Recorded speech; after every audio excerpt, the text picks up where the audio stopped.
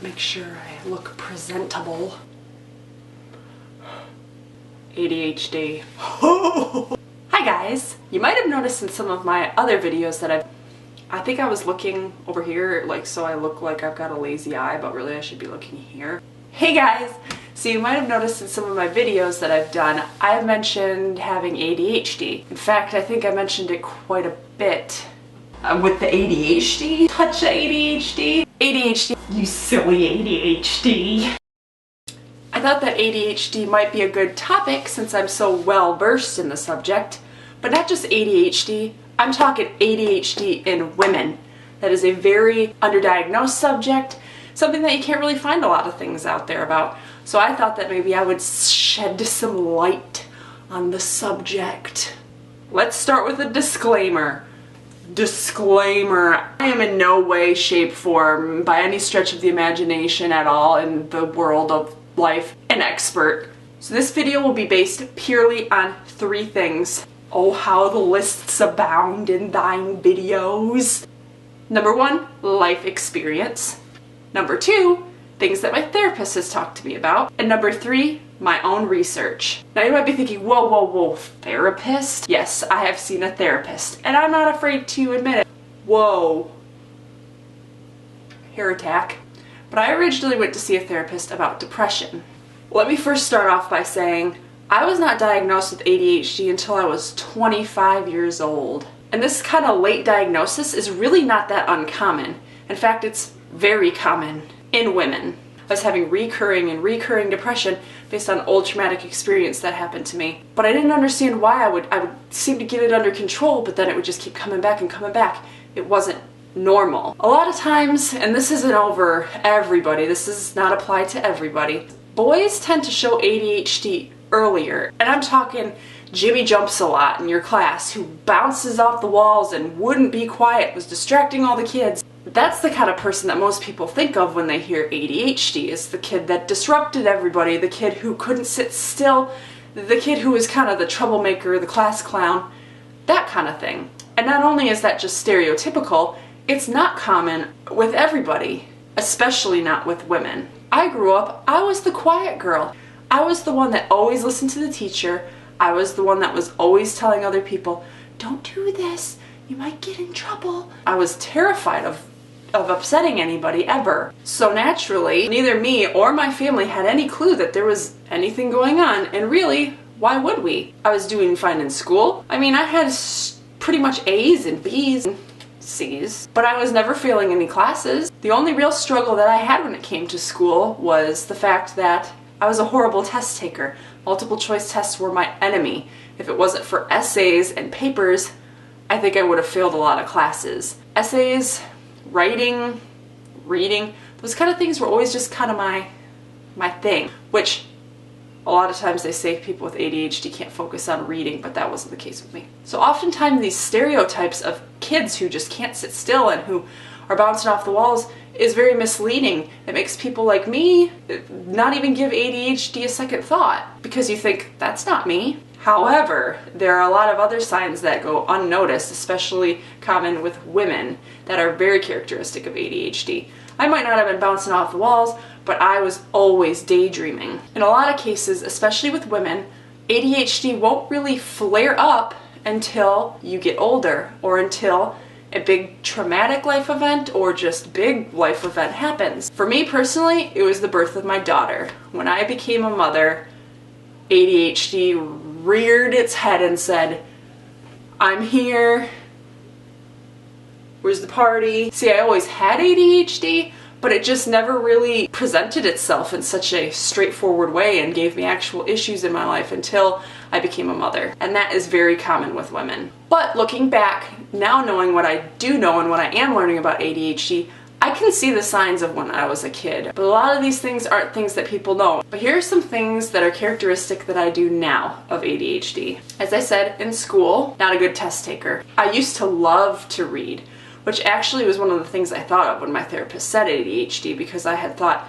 you know, people with ADHD, they can't study, they can't read a page without being distracted. And I thought I would spend hours in my room just reading through books and books until I had my daughter. Now all of a sudden this thing that I used to love and I'm desperately trying to get back into, I can't do anymore. I can't do more than a chapter without being distracted, and it's very, very, very, very frustrating, and I didn't understand why. But it was the ADHD. I'm always moving. My hands, jiggling my leg, twisting my ankle, I'm always moving. And that was the other thing. My therapist said that I had ADHD. That came into my head too. I always thought people with ADHD are the ones that literally had to be go, go, go. Like, let's go here, let's go to the store. I have never been that kind of person. I like to go out and do stuff once in a while, but I am very much a homebody. I would prefer to just stay home and relax, but constant movement and the hyperactivity isn't necessarily just meaning the stereotype of having to go and go places and do things constantly. It can mean you're sitting in your chair, enjoying a nice relaxing time, don't want to go anywhere, but you have to be wiggling. Something has to be moving. You can't just sit still. My husband took me hunting one time, but it actually physically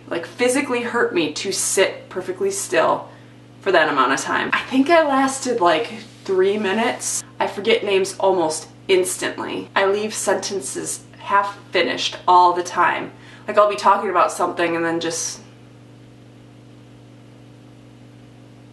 like that. I'm indecisive to the extreme. Oh Lord bless all those who ever went shopping with me at any time in life, because and also God bless my dear, dear husband who will just simply ask, babe, what would you like to do tonight? To which I reply, I don't know. We could do this. Or maybe we could do this, and I can never decide. My imagination gets away with me. I am a huge overthinker, and this is something that can cause a lot of problems. Now, a lot of people think, oh, I overthink, I must have ADHD, but it leads to some serious issues. When you really have ADHD and you are truly a huge overthinker, this leads to things like I take a lot of things very personally. Anxiety. I have had anxiety since I was little. It has constantly plagued me, and I thought that that was it. But sometimes when you have recurring issues like anxiety and depression are two huge ones, it could be a sign of something bigger. ADHD. The thing of it is, I've had issues happen in my life that were absolutely reasons for a person to fall into depression. But the fact that it just would keep coming back, it was so hard for me to fight. That is when you start to get the red flags. The fact that anxiety is just plaguing you, and when it's paired with the depression, you might have something else going on. And for me, that was completely the case, and the imagination getting away with me. It causes me to have spiraling negative self-talk rather than just, shoot, I screwed up, and maybe feeling a little stupid and then making your changes. I will beat myself up for days even. It also causes it to be very difficult for me to just let things go. I'm extremely impulsive. I am extremely distractible. Now, ding, ding, ding, ding. Yeah, you, bub, who's made all the ADHD jokes. People will so easily just throw around ADHD and ADD either as a diagnosis, I do this a lot, don't I? For their kid, a diagnosis for themselves, and it's just kind of an excuse. But the thing of it is, when you really have ADHD, it is not just an excuse. It is something that can be crippling. So when you get into the subject of distractibility, people like to use this term ADHD and ADD all the time, and it's extremely frustrating. You all know the jokes, and a lot of you have probably made them before. I have, even before I understood. Squirrel. Crap like that. That's not really funny when you actually have ADHD. And it's not talking about that kind of distractibility. I'm talking, you can't do a simple task without being distracted. What is my hair doing, and how long has it been doing that? Oh Lord, excuse me. Go wicked witch. Example of being extremely distractible. Needed to get a zipper pencil holder, came upstairs to get it, found it in the folder, realized, oh, look at all these papers in this folder. Oh my gosh, these are from high school. An hour later, I have a bag full of trash of old papers, 4 empty binders, and my husband's coming up looking for me like, I thought you were just coming up to get the pencil holder. It's that kind of situation, but it's all the time. Which leads me to my next point, never finishing projects. That's not to say I've never finished a project, but many, many times it is very difficult for me to get projects done because I'll be starting one, and then, oh, I'll think of doing something else. And as a stay-at-home mom, this is very frustrating. I can have a couple tasks that I need to get done, But when I'm jumping from one thing to another, I've got a whole bunch of half-finished projects, and then the end of the day rolls around, and then I'm trying to scramble around and finish all the half-finished projects I started. Plus, when it comes to things like this, trying to find a passion, like YouTube, my photography, writing, things that I love, it's very, very difficult because you could start something that you're very inspired about, but then get distracted and not finish it. But one of the positives of having ADHD is when we get our mind set on something and we get excited about something, we are going for it. We will become hyper focused and can become very, very productive and have great creative ideas for things because we get so focused in on this thing, almost obsessed. Whew. It's a hot one in here, let me tell you. Heavens to Betsy. Okay. Now, since I've listed just a couple things that I do have that are characteristic of ADHD, I'm going to mention some things that I don't have that are characteristic of ADHD. Some things that first popped into my head when my therapist told me I had ADHD, where I thought, no, I think you're mistaken, because these are all the stereotypes that first popped into my head that I didn't fit. Being extroverted. As I said before, I'm a homebody. I am not go, go, go. I am actually an introvert. Very, very introverted. That is not shy. I am not shy. I just prefer to keep to myself. I prefer to have my close-knit group of friends. Never understood the let's go and gotta be social all the time. I have never been that way. That's not me. And I always pictured someone with ADHD as the one that's the life of the party, and they're always hanging out with big groups of people, and they always had to be with people and never be alone. That's not me. But that doesn't mean that I didn't have ADHD, and that doesn't mean that everybody with ADHD is an extrovert like that. And one of the biggest ones for me is I love being organized. Now, that doesn't mean it's not a struggle for me. There's a line between that, and I think the ADHD is really my big issue with staying organized, but I love to be organized. And one of the characteristics of ADHD can be that your house might be a mess. Your desk might be constantly cluttered. You might have organized chaos, meaning your desk looks like a wreck, but you know where everything is. That's not me. A messy desk or a messy bedroom drives me up the wall, and it makes me have a sense of peace and calm when I can get things organized and it looks nice and tidy. I also sleep very easily. Insomnia can be a sign of ADHD, a huge one. And actually, looking back, that's the one thing that actually improved over time. When I was a kid, I always had insomnia. I was constantly so anxious and worried, and my brain was just going because of the ADHD that I could never sleep right away. But since getting married, that's actually gotten better for me. So those are some little tidbits about ADHD. I'm still in the learning process. I am still figuring things out. But I'm hoping that maybe there's somebody out there who might think, you know, some of those things kind of ring a bell with me. I wonder if I've got that going on, especially if you're a woman, because it's so under the radar for us. And it's one of those things that when you don't know, it can be a real struggle. I used to credit it to laziness. I used to just beat myself up even more than I already do because I didn't know what was wrong with me, why I would struggle with things that seem so simple for everybody else. I just thought I was a freak, to be honest, and it would make my depression, my anxiety worse.